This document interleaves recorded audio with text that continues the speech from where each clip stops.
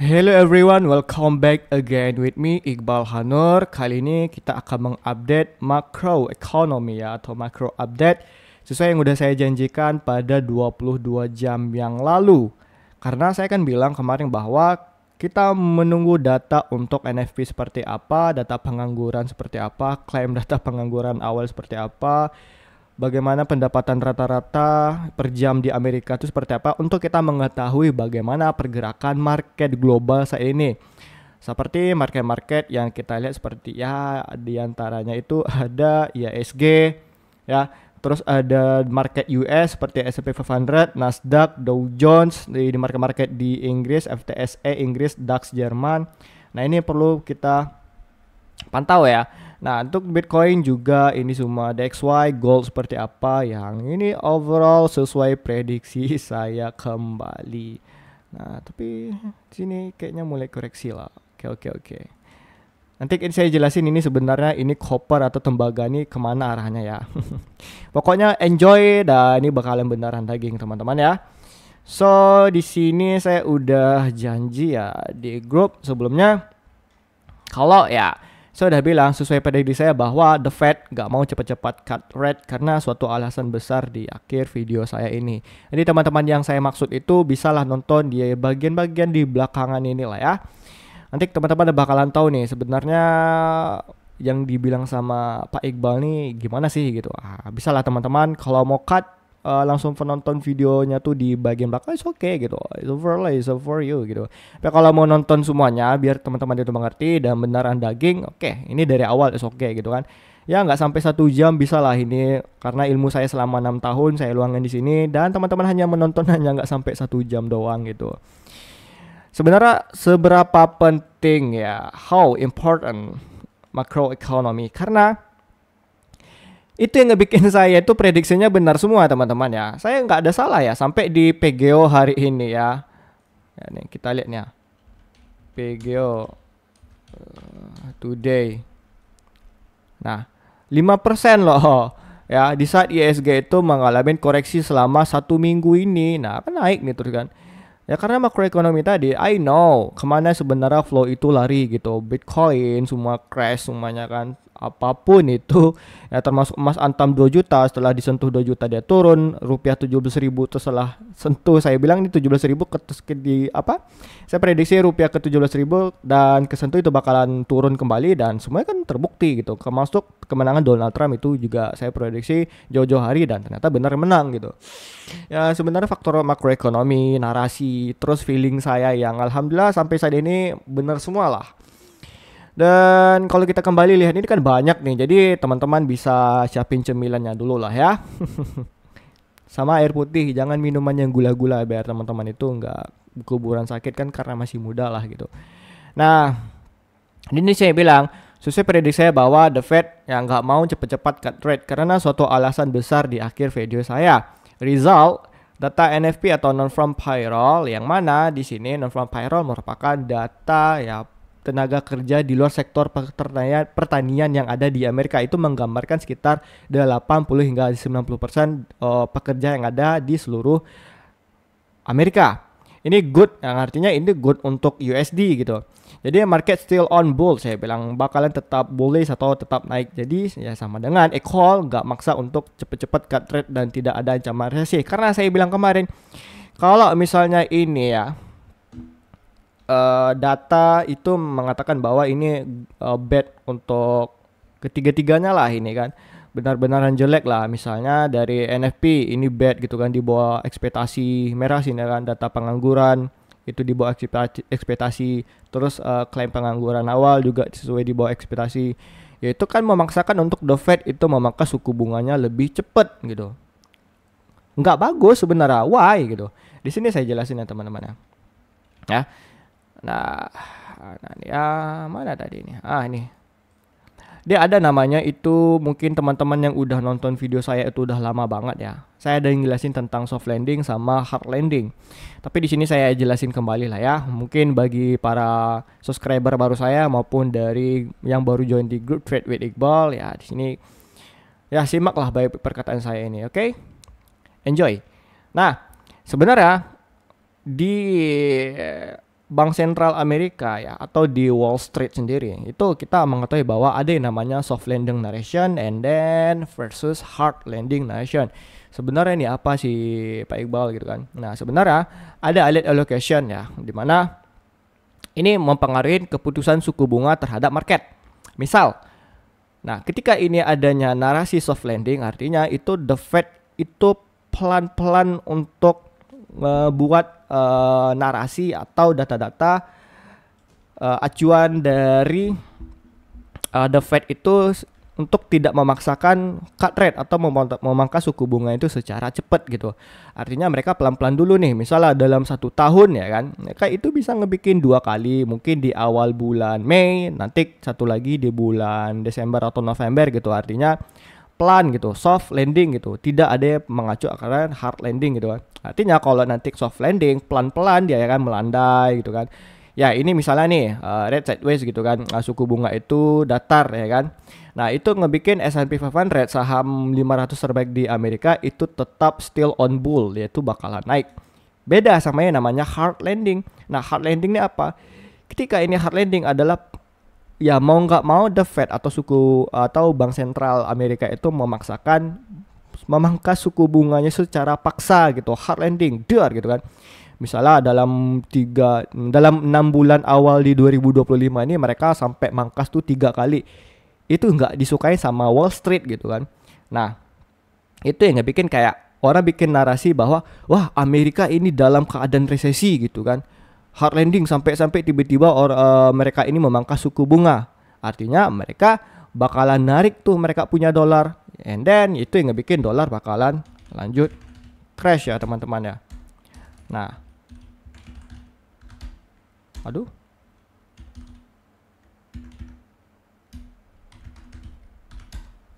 Ya, itu yang bikin dolar tuh semakin crash. Makanya bisa kita lihat ini ya, tiba-tiba suku bunga dipotong ya kan, diturunkan. Jadi S&P 500 saham ini bakalan crash ya kan. Nah, karena mereka ini bakalan narasinya itu bakalan kayak wah ini resesi gitu kan. Akhirnya investor tuh cabut. Makanya lebih suka pemotongan suku bunga itu lebih slow down gitu. Jadi kalau bilang keputusan suku bunga itu bagus, ya memang bagus, cuman pelan-pelan gitu kan. Jangan terkesan memaksa, karena ketika tiba-tiba ada sebuah kayak kejutan, tar deh, di cut gitu kan. Artinya orang bakalan mikir, investor kayak, wah ini dalam resesi ini Amerika nih, kayak tiba-tiba kok memaksakan motong gitu kan. Berarti pengangguran di Amerika nih udah mulai membludak gitu kan. Gaji-gaji karyawan di Amerika udah mulai berkurang gitu kan. Terus tiba-tiba data-data pengangguran di Amerika tuh udah mulai meningkat. NFP gitu kan, data-data pekerjaan di sektor perdagangan itu udah mulai turun. Artinya resesi gitu kan. Mau nggak mau the Fed memutuskan untuk memotongkan suku bunganya agar para masyarakat dan perusahaan itu mulai bisa meminjamkan uangnya ke bank biar ekonominya bertumbuh. Karena faktor resesi tadi itulah mereka mulai cabut dari dolar, dari Amerika, dari pasar-pasar market volatile, dari risk on seperti di saham maupun di cryptocurrency yaitu Bitcoin. Nah makanya itu soft landing itu lebih disukain oleh para ya Wall Street gitu kan daripada Main Street gitu. Nah nih Wall Street nih teman-teman pasti belum tahu nih Wall Street ini apa. Ya bisa lah cari di Google-nya kan ada kan. Nah itu disukain sama para Wall Street, para fund-fund gede, para investment fund, para bank-bank tergede di Amerika itu mereka lebih suka narasian soft landing gitu. Itu yang ngebikin sekarang kalau kita lihat dari market S&P 500-nya sendiri itu lagi sekarang nge-grow ya, lagi mulai ada kenaikan rise up-nya.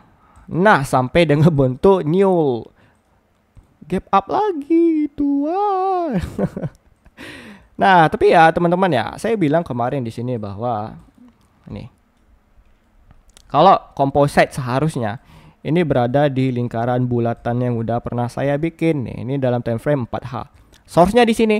Cuman dalam waktu opening kan ini langsung ngebentuk gap up. Nah, ini masalahnya kenapa ini ISG ini harus gap up? Nih kecil nih Source-nya kalau dia pelan slowly ya ISG-nya itu saya lebih suka misalnya ini lebih nge-slow ya kan. Pelan gitu kan. Buka di sini, pelan naik kan. Close sesi kedua close sesi ketiga, di sesi kedua ke sini. Sesi pertama dia ngejilat dulu, sesi kedua gini. Ya mau saya kayak gitu, malah dia nge-gap up di sesi close satunya nih. Ya, mau nggak mau di sesi kedua ya harus ditutup common gap kecilnya ini. Nah itu yang harus kayak bangsat lah saya bilang. Soalnya ini di satu dulu, tapi ya oke lah. Itu yang ngebikin komposit seharusnya ini ya terkoreksi tipis 0,05. Seharusnya ini hijau sesuai prediksi saya ya kan. Tapi nggak apa-apa lah kan. Kalau kita ngelihat dari data, nah ini kan 0,05% nih. Terus dari LQ45-nya 0,08%. Wajar lah. Tapi yang ngebikin saya bilang ya seharusnya hijau, ya kita bisa lihat dari sini selling pressure-nya kemarin dari 1,5 triliun itu udah turun ke 31 miliar. Jauh banget. Ini tekanan penjualannya hanya 31 miliar loh penjualannya di hari ini. And then yes, why sebenarnya yang apa saya ucapin itu kan bener gitu. Nah, kalau kita lihat di sini semua market udah mulai pada rebound ya, hanya Hang Seng sedikit yang terkoreksi sama seperti di IHSG gitu, Hong Kong ya. Mari kita lihat lagi kembali ya untuk di market. Cuman ya sebelum itu kembali lagi di sini saya akan nge-spill saya punya Discord ya. Ini baru saya update jam 3.26 dini hari ya, barusan tadi macroeconomy sentiment index yang mana pasar sebenarnya sekarang dalam posisi mode optimis tapi dalam hati-hati gitu. Jadi sebenarnya balance gitu kan, karena kan kondisi sekarang data-data good untuk USD itu yang ngebikin DXY itu mulai rebound, tapi untuk market hati-hati kembali karena ini ada gap-gap yang ngebentuk BAM gitu kan. Jadi kan sekarang lagi ini udah tanggal 4 Juli itu lagi hari libur US ya. So nanti hari libur US holiday days ya. Libur nasional apa saya lupa ini. Jadi otomatis di hari Senin nanti itu bakalan ada potensi koreksi. Saya harapannya di hari Jumat ini IHSG always on bull ya, masih sesuai proyeksi saya ini. Nah ya, di sini saya hapus dulu lah ya kan. Saya harap ini untuk di hari ini, di hari Jumat itu bakalan ada tekanan dia untuk kembali bull gitu. Nah di sinilah ya. Saya harapannya ini bakalan naik lah untuk di hari Jumat ke 6.952. Saya udah kayak wah syukur lah untuk IHSG ke sana gitu. Kalau bisa saya harapannya ini 1% lah. Di sinilah ini kenaikannya ya. Untuk di IHSG di hari Jumat ini ya. Kalau dihitung 1% ya pas lah di sini. 1%-an ke atas. Nah, di sinilah. Di sini. Saya harapannya untuk di hari Jumat kedua sesi itu di sini. Menghadapin dalam posisi hijau ya, karena tekanan selling pressure untuk di IHSG itu udah mulai kurang ya, dari data-data juga udah good untuk saham-saham di seluruh dunia nih. Kita bisa lihat nih FTSE Inggris hijau, DAX Jerman udah mulai hijau, Nikkei Jepang udah mulai hijau, Kospi Korea Selatan juga udah mulai hijau, Hang Seng hanya sedikit koreksi. Maybe ini mungkin dari secara ya teknikal lah, tapi mereka udah mulai rebound kok ya di sesi kedua mereka ini. Nih kita lihat tekanannya juga udah mulai ini. Nah, kenapa mereka udah mulai ini? Kalau kita lihat kenapa mereka ini memaksakan untuk adanya penurunan, ya kita bisa dilihat di sini bahwa teman-teman ada gap kembali. Ya we don't know kapan ini akan mulai kembali crash. S&P ada gap, ya. Composite ya IHSG ada gap. Ya, terus juga kita lihat dari Hang Seng juga ada gap.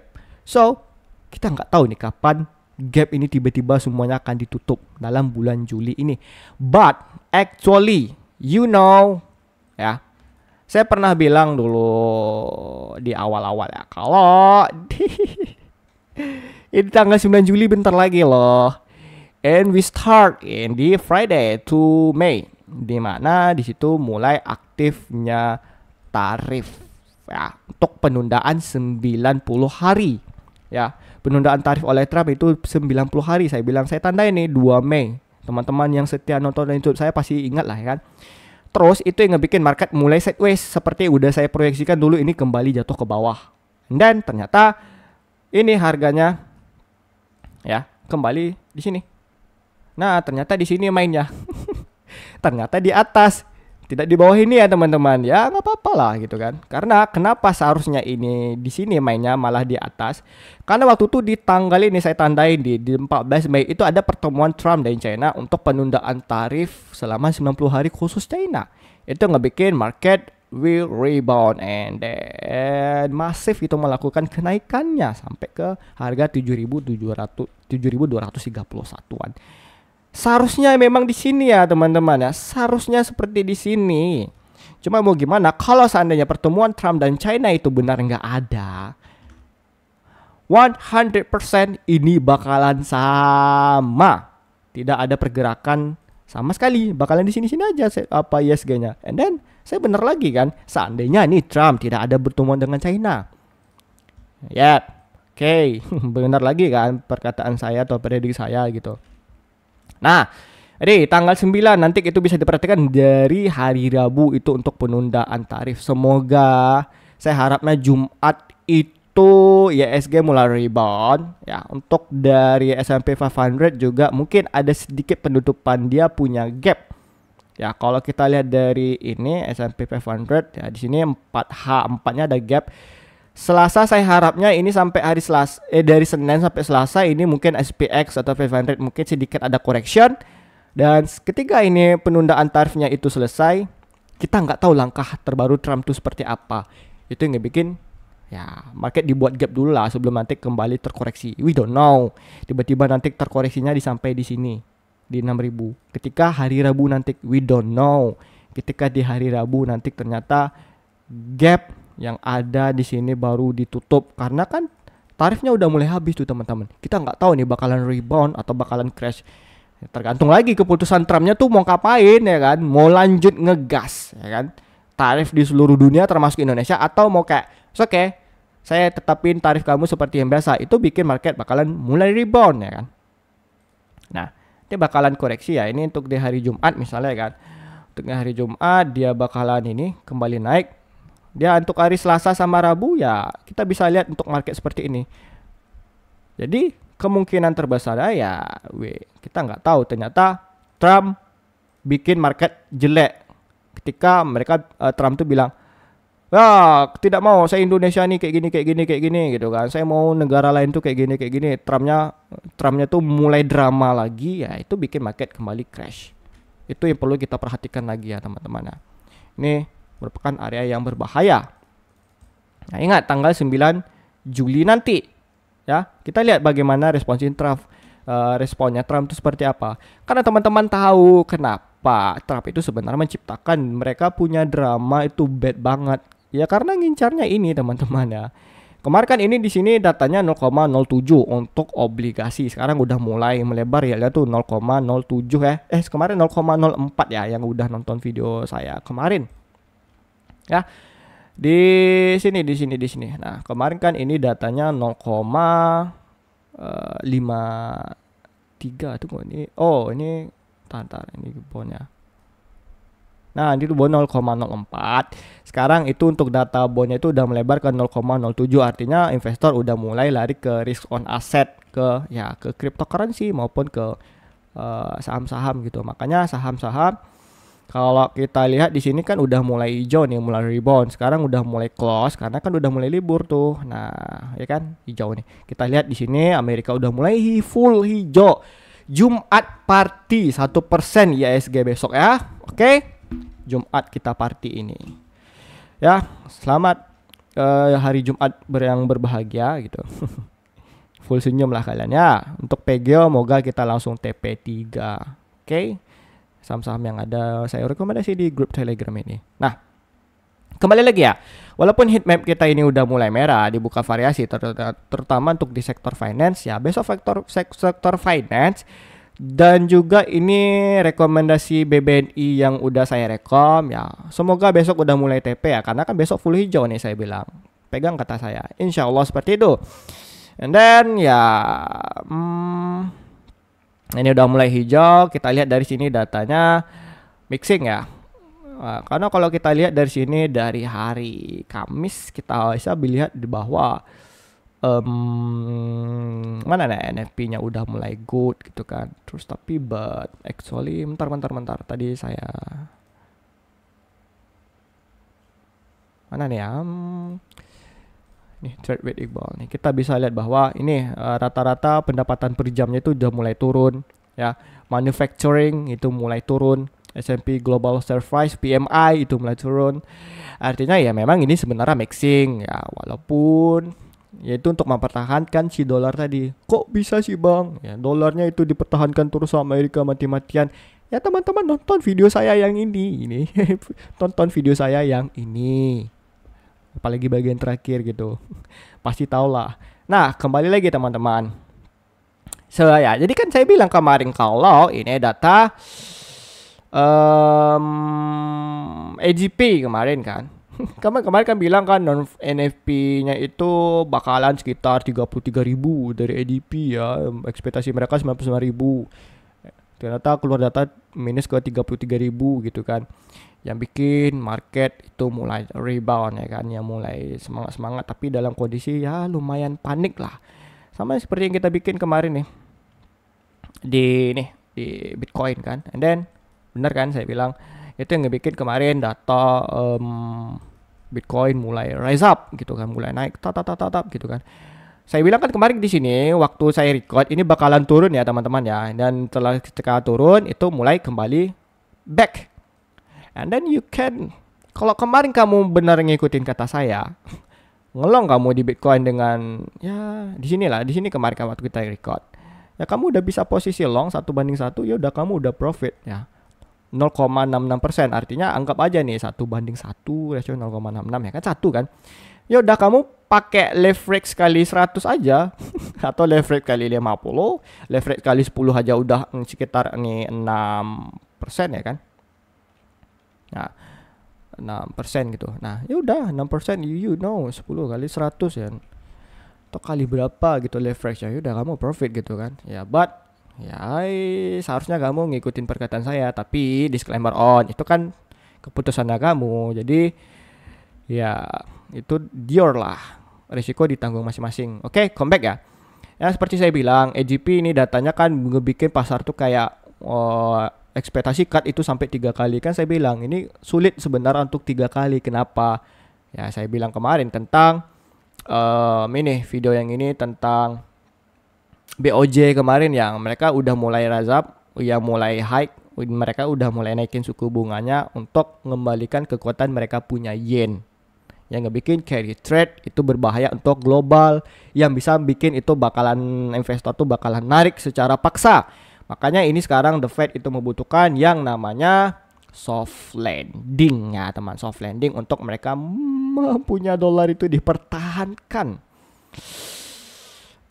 Nih kita lihat nih ya, untuk dalam candle daily mereka udah mulai rebound nih.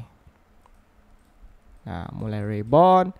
Kalau kita dari 4H di jam 7.30 ini ya, jam 5 sore itu udah mulai ada tanda-tanda reboundnya untuk di XY ya. Artinya ini ya ini dolar dia bakalan potentially masih akan still on bull. Di sini saya tanda-tandai untuk kotak-kotak ya penguatan arah DXY ke depannya. Nah, ya ini untuk DXY ini sekarang lagi dia punya metode untuk pullback. Semoga saja ini DXY. Ini harapan Powell sama Trump sih, bukan harapan saya ya, karena saya nggak terlalu peduli sama dolar lah ya. Nah ini bisa ke sana lagi, ke arah sini untuk ya, DXY ini melakukan penaikannya untuk mempertahankan dolar tadi gitu. Dan kalau kita lihat di sini berita-berita sekarang udah aman ya. Nah di sini teman-teman saya akan sedikit mengcombine saya punya inilah video kemarin. Sini saya kemarin ya, kita mana kemarin data untuk ini. Nah kemarin kan datanya ini ya, mereka kan punya kepedean untuk data ADP tadi ya, CME Group ini ya. Yang mana di sini mereka di tanggal di bulan 12 mereka punya proyeksi untuk penurunan suku bunga ke 3,50 ya, 3,50 BS ke 3,70 BPS itu sebesar 45,3%. Terus di sini 55% untuk pemotongan suku bunganya itu di sampai akhir tahun ini ke 3,75 BPS sampai ke 455 loh. Sekarang kalau kita lihat datanya berubah. Karena data MFP tadi yang udah ternyata good untuk dolar deh. Nah, turun nih dari 10 tadi 5,5 ya, dari sini 3,75 ke 400, ini 5,5, sekarang nggak ada, digeser ke 4,0% BPS atau 4,0 BPS ke 4,25 BPS, digeser dari 51 ke 44 ke kanan ini. Nah, terus juga ini di bulan 12 pemotongan suku bunganya ke 3,75, mereka udah mulai diturunkan ke 43,6 yang sebelumnya mereka bikin itu di bulan 12 itu 45,3.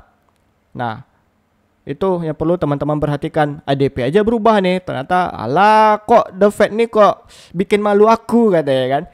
Kan udah saya bilang The Fed tuh nggak bisa kalian permainkan gitu. Mereka akan mempertahankan dia punya dolar. Kalian ikutin juga lah lagi. Ini anak-anak kripto ini aneh saya lihat nih kadang. Nih kalau kita lihat ya. Juga untuk data mereka punya current atau sekarang gitu kan. Kita lihat nih. Ini mereka udah berubah nih datanya kan. Yang mana kemarin mereka itu untuk ekspektasi pemotongan suku bunganya itu nih ke 4,0 sampai 4,25 BPS. Yang seharusnya 23%, dalam waktu dekat ini mereka turunin ke 4,7%. Artinya mereka udah nggak ada optimis lagi. Fuck katanya, fuck off gitu kan. Saya nggak peduli lagi gitu kan. Nah, yang penting sekarang adalah bagaimana pemotongan suku bunga itu mulai yakin dalam waktu dekat ini ya. Saya nggak tahu nih entah bulan apa, entah bulan Agustus, ya mulai dekatnya entah bulan Juli, entah bulan September, I don't know gitu kan. Penting mereka udah mulai naikin ekspektasinya ke 95%. Untuk 25 BPS dalam waktu dekat ini gitu. Artinya ini berubah nih EGP-nya tuh. Kalau saya malu sih. Tapi nggak apa-apa lah. Ini badan yang bisa dipercayain oleh di Amerika dan global lah. Ngapain fun-fun percayain sama EGP ini kan. Ya gitu kan. Jadi saya ya, ngikutin data yang ada aja lah gitu. Bisa nih cocok nih saya bikin fun kan. Yang artinya ini bener, seharusnya ini mereka nggak harus nurunin ke ini 3,6 seperti yang saya bilang. Kalau ngikutin data EDP tadi udah pas ini ke 3,09. Nah, artinya di akhir tahun ini The Fed mungkin suku bunganya itu bertahan di 4,0% atau di 3,275 BPS gitu, atau 3,75% gitu. Saya rasa di 4,0 BPS. Ya palingan hanya pemotongan suku bunga sebanyak 2 kali di akhir tahun ini. Ya, atau 1 kali. Kita lihat nanti seperti apa, ya. Yang paling penting adalah sebenarnya kenapa Trump itu selalu bermainkan dia punya trade war, dia punya tarif, karena ya teman-teman perlu diingat, kan saya udah bilang dulu di YouTube-nya. Yang sering saya bilang kalau mereka ingin mainkan yang namanya bond. Mereka sangat ingin memainkan yang nama bond. Yang mereka ingin sangat investor tuh lari ke obligasi mereka gitu. Tujuannya apa? Biar nanti mereka dapat pendanaan segar, punya dapat uang dari hutang mereka untuk menutupin hutang lagi. Itu kenapa trade war itu ada. Trade geopolitik perang Israel sama Israel itu juga itu untuk ngebikin mereka untuk market tuh menjadi risk off. Mereka lari-lari ke aset safe haven. Karena psikologi investor kalau ada risk off itu mereka lari ke aset-aset yang udah tidak berisiko lagi. Mereka lari ke safe haven ya ke emas. Mereka bakalan larinya tuh ke obligasi US gitu. Mereka larinya ke dolar Amerika. Mereka larinya ke Swiss franc. Ya, di sini bond nih paling utama kita patokin. Itu yang dipantau sama The Fed, bukan saham, bukan emas, bukan cryptocurrency, apalagi Bitcoin yang masih anak bayi itu, ya. Nah, makanya di sini kita perlu diperhatikan ya ini US ini sebenarnya US stage ya bond 10 years. Itu yang perlu, yang pengen dirampok sama Trump. Karena kenapa? Nih sekarang kalau kita lihat dari berita ya. Ini Ray Dalio tanggal 3 Juni. Sekarang udah tanggal 4 Juli ya. Di sini datanya bahwa di tanggal 3 Juni kemarin kan Ray Dalio udah ngomong ekonomi sudah di tepi jurang. Ray Dalio, Amerika Serikat stop ngehutang. Karena Kalau kita lihat di sini datanya di mana ya? Nah, data Amerika di situ sekitar 30,6 triliun ya. Kalau kita lihat sekarang itu udah 37 triliun, artinya udah hampir 1 triliun loh nambah. Ini mau nambah lagi. Kalau dikalkulasikan rupiah itu sebesar 593 ribu triliun. Wow, sangat besar. Ini kalau nggak salah saya ini perhitungannya per 15 ribu USD dollar ya. Sekarang kan 16.224 US dollar. Yang mana ini kalau dihitung ke Indonesia ya ini bisa ke 600 ribu triliun lah sekarang utang Amerika tuh. Kita bisa lihat lah nih. Ini live actually, ini hutang Amerika lagi jalan ya. Ini yang ngebikin kayak Amerika tuh sebagai negara konsumer yang udah dibilang sama Ray Dalio tadi ya. Ini dia bilang nih. Ia menekankan bahwa situasi ini menciptakan ketidakseimbangan global yang tidak berkelanjutan baik dari sisi finansial maupun geopolitik. Ketergantungan global selama ini berlangsung menurutnya ya sudah berada di titik jenuh, terlebih di tengah meningkatnya ketegangan antar negara. Nah, terus dia bilang juga seperti ini. Amerika Serikat memiliki terlalu banyak utang. Negara itu tidak bisa terus menambah utang seperti cara operasionalnya saat ini. Nah, karena kalau kita tahu lah ya. Ini, dia bilang juga mereka memproduksi dalam jumlah besar, menabung terlalu banyak, lalu memberi dolar gitu kan. Beda sama dengan China ya, mereka sebagai negara produsen, bukan negara konsumen. Ya, konsumer lah. Atau mereka ini seharusnya ya jangan hutang lagi. Saya nggak tahu nih kenapa Amerika nih berhutang lagi nih ya. Saya beneran nggak tahu nih.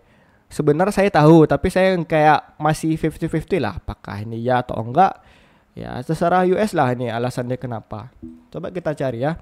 Alasan kenapa US menambah hutang.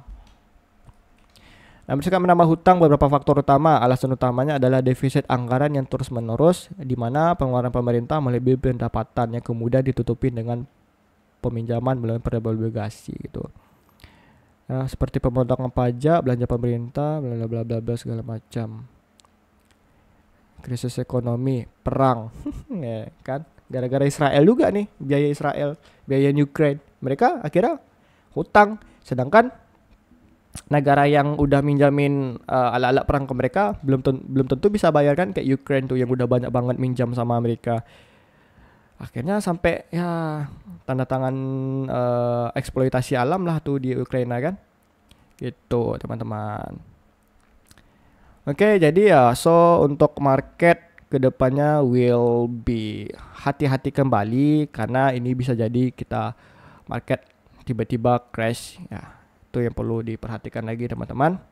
Karena kita lihat dolar udah mulai bakalan lebih menguat. Terus juga untuk IHSG ini ada mulai gap dan ini bentar lagi udah ada tanggal 9 Juli yang itu kita nggak tahu keputusan Trump itu seperti apa. Nanti takutnya market di Senin, Selasa, Rabu itu dibawa turun itu bisa jadi, dibawa naik itu bisa jadi teman-teman. Ya tentunya kita bakalan terus update ya. Terus untuk di hari Rabu ini bahaya nih. Bisa jadi crash gitu kan, bisa jadi turun gitu. Intinya Jumat, Senin, Selasa itu saya harap composite atau IHSG kita tuh mulai naik. Kenapa saya bilang ini bakalan crash di hari Rabu? Pertama, untuk di hari Jumat ini market US tutup nih. Takutnya di hari Senin dia mulai nutupin atau dia naik. Untuk di market US ya, dia mulai naik. Cuma nanti some days dia bisa melakukan penurunannya, nih kan? Misalnya ini Senin nih naik ya kan, Selasa naik, tiba-tiba Rabu dan nutupin dia punya gap. Nggak tahu, kita nggak ada yang tahu teman-teman. Nah, nggak ada yang tahu sama sekali karena kenapa? Ya 9 Juli bentar lagi loh 9 Juli nih. Nah, ya 9 Juli ini bentar lagi nih teman. Ya, nah bentar nih. Nih 9 Juli bentar lagi. Kita nggak tahu nih apa yang akan terjadi ke depannya gitu. Atau ini bisa jadi besok di hari Senin dia nutupin gapnya dan nutupin gapnya di hari Senin. Nah, kita nggak tahu nih tiba-tiba atau bisa jadi Senin ini dihantam jatuh brutal, ya kita nggak tahu nih apa yang terjadi besok. Yang penting adalah hati-hati kembali gitu. Kalau misalnya ini 9 Juli itu nggak ada masalah tarif, nggak ada, ya kita optimis ini market bakalan naik. Cuman ya kembali lagi untuk di hari Jumat, Senin, Selasa teman-teman udah mulai bisa happy lah ya, mulai bisa profit di saham kita itu di PGO, di BBNI yang udah saya saranin di grup ini untuk di hari Jumat ini. Oke. So, kalau kita terakhir sebelum penutupan, di sini saya baca kembali ya. Nih, yang ada di Discord saya ini ya. Sekarang kan market lagi posisi dalam risk on, yang kita lihat bahwa ini ada kenapa kenaikannya itu 20% seperti data ekonomi yang bergabung, terus ekspektasi pemangkasan oleh Bank Sentral Amerika The Fed sebesar 35%, sektor teknologi yang memimpin atau Nasdaq ya itu sebesar 20%. Terus kesepakatan perdagangan ya trade war itu US sama Vietnam itu sebesar 25%, itu ngebikin market udah mulai naik hari ini. Cuman ini posisinya kan di angka 58, dalam posisi hati-hati. Kita lihat nih, takutnya nanti di hari Selasa tiba-tiba turun ke 25, we don't know bro. Itu yang perlu diperhatikan kembali. Jadi teman-teman, saya harapkan jangan all in dulu lah untuk di market saham saat ini. Misalnya teman-teman punya dana sekitar 50 juta, ngikutin di PGO saya sama BNI, yaudah all in sekitar 10 juta aja gitu kan. 20% dari uang yang teman-teman punya, jangan sampai 100%. Karena kan belum ada konfirmasi market untuk mulai rebound saat ini gitu. Makanya saya bilang ini sebenarnya market sekarang lagi 50-50 gitu kan. Nah, walaupun saya lebih condong sekitar 60% untuk rebound di hari Jumat, Senin, Selasa ini gitu. Nah, saya baca kembali ya. Ekspektasi penurunan suku bunga 35%. Itu yang ngebikin data ekonomi yang lebih lembut atau soft landing tadi, dan pelonggaran inflasi yang mendukung aset berisiko dan keuntungan sektor teknologi. Nah, terus juga nih sama aja nih ya. Atau teman-teman nge-stop bisa baca lah ya. Terus juga nih capital flow yang positif, artinya investor sedang mengalihkan keuangan mereka ke aset berisiko, di mana S&P naik di pembukaan NYC ya. Nah, kita bisa lihat nih. Nah, ini mulai hijau semua nih, nggak ada merah sama sekali gitu. Capital flow-nya lagi positif. Aset-aset lagi risk on.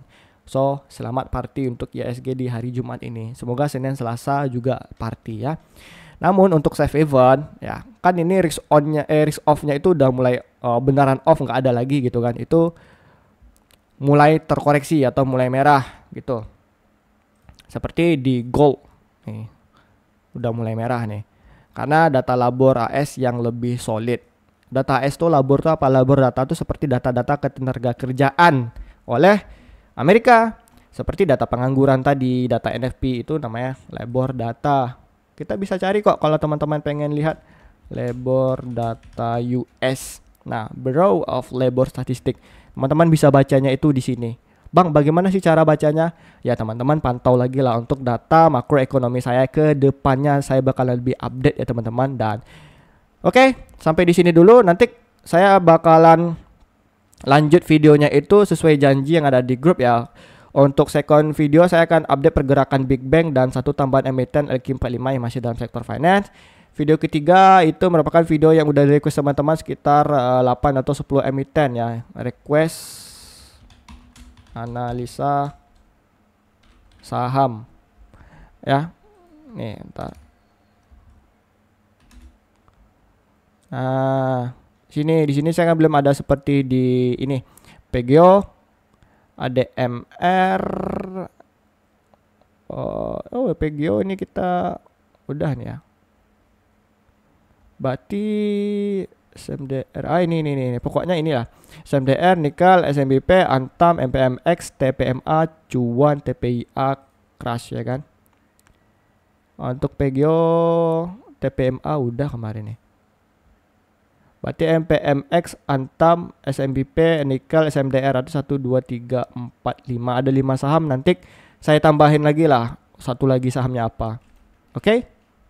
Nanti ada 6 video nanti di video yang ketiga. Semoga saya masih kuat nih, masih kuat mata saya ya. Soalnya perut udah mulai lapar juga nih. Jadi terima kasih telah menonton video saya sampai di sini ya teman-teman. And then saya benar-benar terima kasih, dan juga Jangan lupa like biar kita itu ya stay growing. Dan teman-teman kalau memang ini beneran daging ya, karena saya bilang ini hati-hati dulu, tapi it's okay untuk teman-teman udah mulai kembali bisa masuk nih di market saham ya. Untuk di PGO sama BBNI itu udah mulai oke nih. Oke. Dan untuk juga di Bitcoin juga mulai is okay juga untuk dalam waktu dekat ini menjelang hari Rabu nanti. Oke ya semuanya, terima kasih telah menonton. And then silakan nanti teman-teman yang belum join di grup Telegram kita, mungkin dari teman-teman yang baru di luar YouTube, itu dengan cara klik link deskripsi video saya ini maupun di link bio Instagram saya, di bio YouTube saya ini. Dan teman-teman yang pengen dapatin insight saya di luar di grup Telegram itu bisa langsung follow Instagram pribadi saya ini, karena saya tiap harinya ngebagikan data-data setiap harinya nih ya. Atau insight-insight di sini teman-teman baca data-data saya yang lama, oke gini. Nah, banyak banget teman-teman. Tinggal muntah luber lah teman-teman sini ngebacanya ya. Insight saya banyak banget di sini.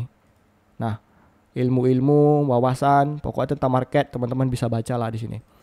Oke, and then terima kasih telah menonton video saya, dan aktifkan notifikasi bell loncengnya biar teman-teman itu bisa langsung nonton video saya ketika saya langsung atau just upload gitu. Jadi so happy today and then rise up. Oke ya, lemes juga nih ngebacot sampai 41 menit nih. Ya, dan seperti biasa, salam gacor.